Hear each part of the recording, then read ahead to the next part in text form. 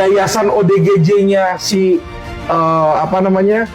si Novi ini diperiksa.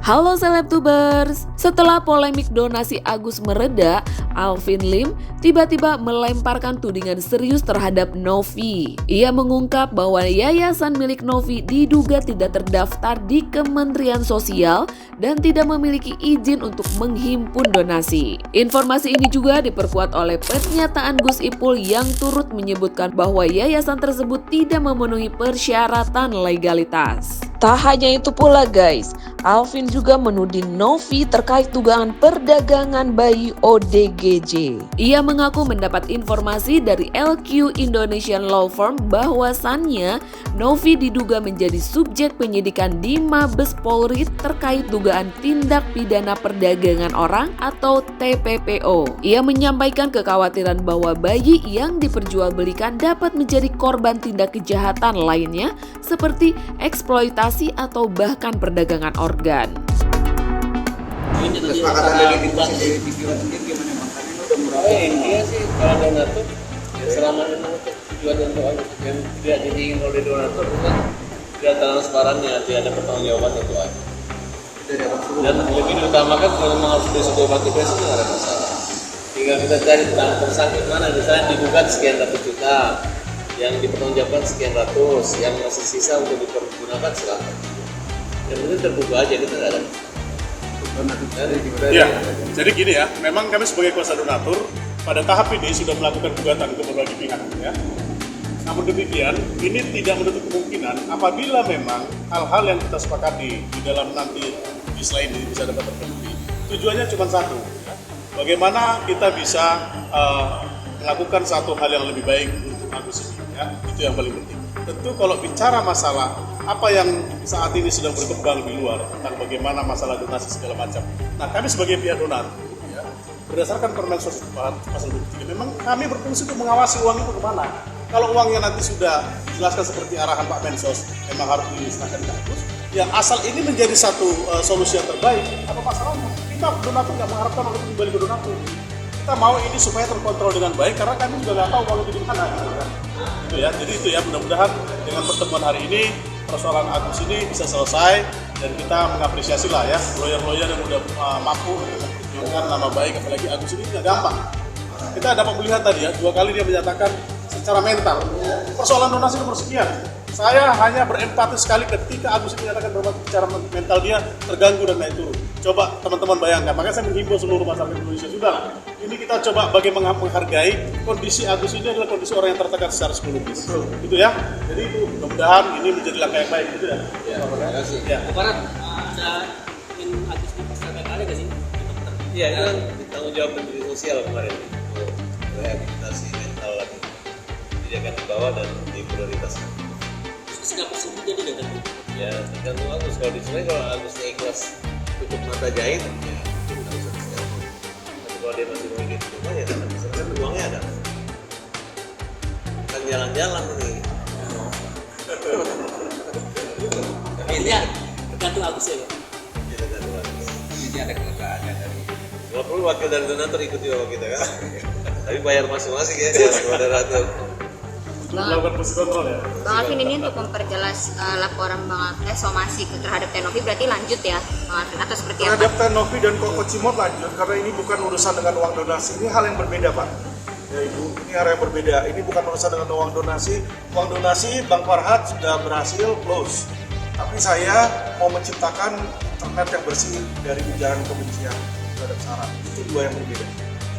Tapi Bang Alvin kayak membuka lagi sisi itu karena menghambat damai. Enggak, karena yang berdamai kan Bang Farhad dan Novi toh. LQ kita nggak pernah datang, nggak pernah bertemu Novi, saya nggak pernah bicara apa-apa. Jadi belum gimana mau damai, ketemu aja belum. Oh ya silakan, itu pengobatan saya tidak akan bilang. Alvin kemarin terus Ya. juga bisa ada semangatnya untuk Agus. Ya saya melihat demi kemanusiaan ya Pak ya. Saya jujur punya ngomong nanganin perkara Agus ini bukan hanya nggak ada uang, tapi juga diserang dari mana-mana. Anak saya pun diserang ya ketika sedang live, dikata-katain kebun binatang, dikata-katain jenis kelamin di situ kan, sangat-sangat tidak sopan karena anak saya ini masih orang di bawah umur. Ya jadi makanya saya di sini menyatakan untuk perang melawan hal tersebut. Cobalah netizen ya, jangan seperti itu gitu loh. Nggak suka sama orang, oke lah, nggak usah serang pribadinya, nggak usah serang keluarganya. Karena kalau itu dilakukan maka apalah jadinya kita Indonesia bukan lagi negara santun. Tetap. Ini saya juga lagi sakit di sini. Saya susah berdiri karena asam urat saya tinggi, tapi tetap saya datang demi Agus karena saya tahu dari beberapa pihak yang datang. Uang itu kembali kemana itu mestinya ya, karena kalau saya lihat kalau Novi atau Yayasan Novi memaksakan memegang uang tersebut, itu kalau menurut saya dan bukan cuma saya sih, Kamarudin, Hotman Paris semua juga sudah bilang bahwa itu secara hukum tidak benar. Ya harus bedakan antara hukum dan etika. Ya. Secara hukum tidak benar, jadi kalau dilaporin polisi, digugat ke pengadilan, Aguslah yang pasti menang. Tapi kalau secara etika kan nggak semestinya, misalnya orang dikasih duit, harusnya terima kasih. Tapi ada yang kasih duit, melongos malah bilang, dikit amat sih lo ngasihnya, kan itu nggak etika. Tapi nggak melawan hukum, gitu loh. Jadi itu yang harus dibedakan agar masyarakat dan netizen itu bisa cerdas. Terakhir kan mungkin harapan abang gitu, maksudnya kan ini udah pada berdamai gitu ya. Iya. Tapi kan abang somasi tetap berlanjut. Iya. Gimana abang pengen somasi berlanjut dan berlanjut laporan kah? Jadi simpel sih, yang namanya somasi itu kan teguran. Saya kasihkan waktu kepada Novi dan Koko Hiro Cimot untuk meminta maaf dan menghapus konten. Ya kan? Jadi kalau mereka lakukan itu ngapain? Kalau dia sadar, dia minta maaf, ngapain sih lanjut ke hukum? Ya kan? Tapi kalau mereka ngotot, mereka nggak merasa bersalah, ya kita bawa ke pengadilan.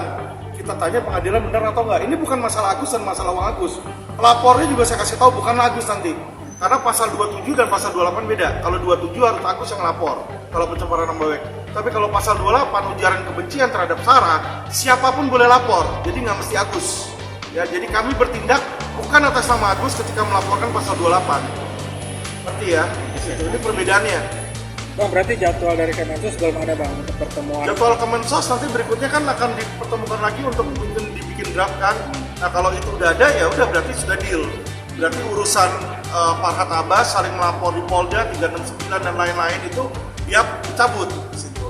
Kalau saya punya gampang, kalau saya masih somasi, belum laporan polisi ada batas waktu seminggu ya. Mereka minta maaf, hapus konten selesai. Di situ jangan ganggu saya, jangan ganggu anak saya, ya kan?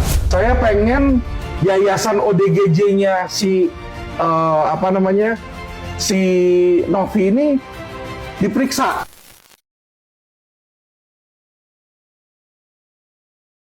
Lu posisi yang salah, lu sekarang nyolong dan ngerampok uangnya Agus. Segera lu kembalikan.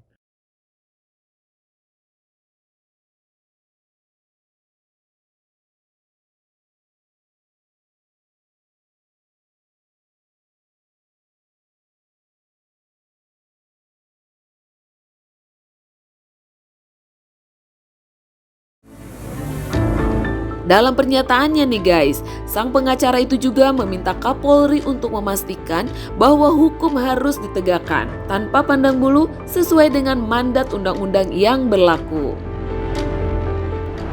Pengembalian dana Agus, karena memang yang diperjuangkan oleh Bang Farhad ke situ dengan laporan polisi juga di Polda. Beda dengan saya.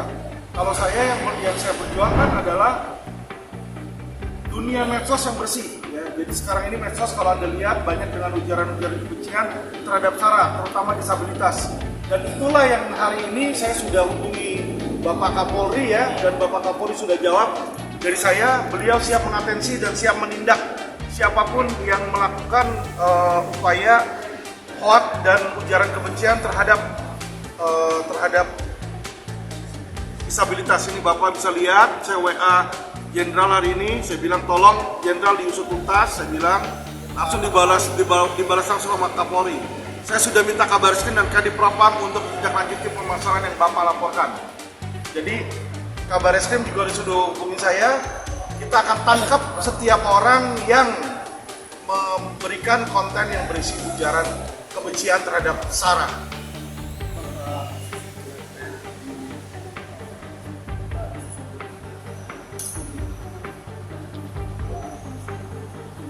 Jadi Jadi sisi gelap itu di tahun 2023 sudah ada ya, dan yang bicara pun Arief Wismansyah dibilang ada dugaan TPPO.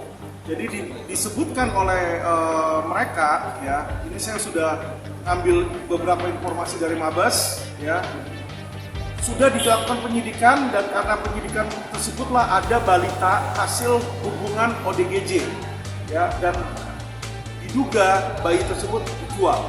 Nah itulah makanya kenapa bayi-bayi tersebut diambil oleh Mabes Polri, diberikan ke Dinsos di situ.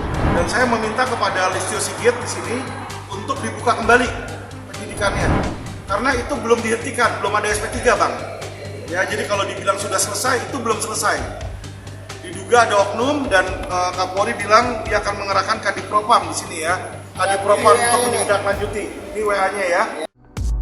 Di sisi lain nih guys, polemik donasi Agus dengan Novi kini sudah menemui titik damai usai Kementerian Sosial turun tangan menguasai kasus ini. Setelah perdamaian Farhad dan Denny Sumargo beberapa waktu lalu, Kemensos akan kembali mempertemukan semua pihak termasuk Novi dan Agus. Menurut Yusuf Hamka, Farhad dan Densu serta teman-temannya dijadwalkan akan kembali dipertemukan oleh Kemensos pada pekan depan. Akan duduk kembali, tapi mudah-mudahan bolanya langsung di teman-teman semua, sebab Densu akan mengajak teman-temannya untuk cooling down, Farhad mengajak teman-temannya juga cooling down semua. Jadi ya kita harapkan ya, semuanya akan sejuk kembali gitu. Untuk pengobatan Agus sendiri akan di luar negeri atau masih di Indonesia? Harusnya di dalam negeri, karena di luar negeri bukankah kita sedang melanjutkan program pemerintah harus memakai produk-produk dalam negeri. Saya pikir kalau dokter-dokter kita cukup mampu, kita ada di RSCM, ada RSPAD, jadi jangan menganggap temeh mereka dokter-dokter yang pintar. Saya punya kaki kemarin aja 2 tahun tidak sembuh, saya ke dokter Robert di RSPAD, ya kan, dokter yang operasi kakinya Pak Prabowo itu. Alhamdulillah sembuh. Jadi jangan, saya bawa ke luar negeri, bawa ke Jepang, bawa ke Singapura nggak sembuh, bawa ke dokter Robert sembuh.